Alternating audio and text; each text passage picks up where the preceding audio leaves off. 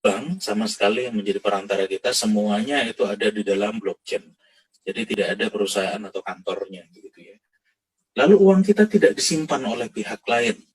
Jadi Forsas itu sama sekali tidak menyimpan uang kita. Justru itulah kenapa Forsas tidak bisa scam. Karena dia tidak punya beban keuangan sedikit pun.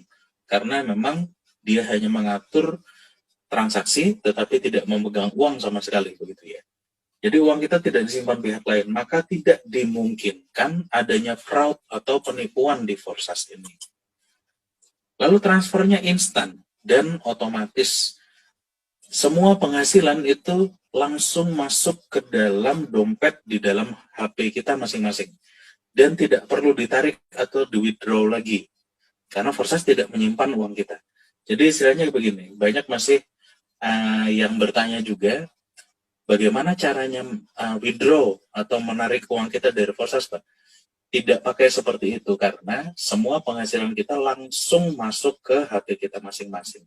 Jadi istilahnya begini, kalau misalnya kita punya uang di bank, pada saat uang itu ada di bank, maka kita menitipkan uang itu dan kita tidak memegangnya. Jadi pada saat kita titipkan, uang itu bukan uang kita, misalnya begitu ya. Pada saat kita mau memakainya, kita ke ATM dan kita tarik atau kita withdraw. Proses itu harus dilakukan karena uangnya tidak kita pegang. Nah, kalau di Forsas berbeda. Jadi semua penghasilan kita itu langsung masuk ke HP kita masing-masing. Jadi tidak perlu lagi di withdraw karena semuanya sudah pasti langsung masuk ke dompet kita masing-masing.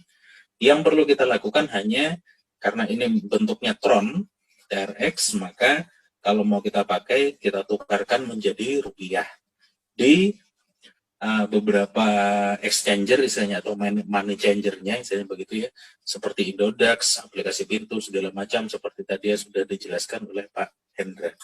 Nah, lalu yang istimewa juga ternyata Lado Okotnikov, si pemrogram Forsas ini dari Rusia, ternyata dia tidak dapat sepeser pun dari segala macam transaksi kita di Forsas ini. Jadi dia memang menciptakan Forsas ini agar bisa digunakan oleh siapapun secara bebas dan menguntungkan semua orang yang mau menggunakannya.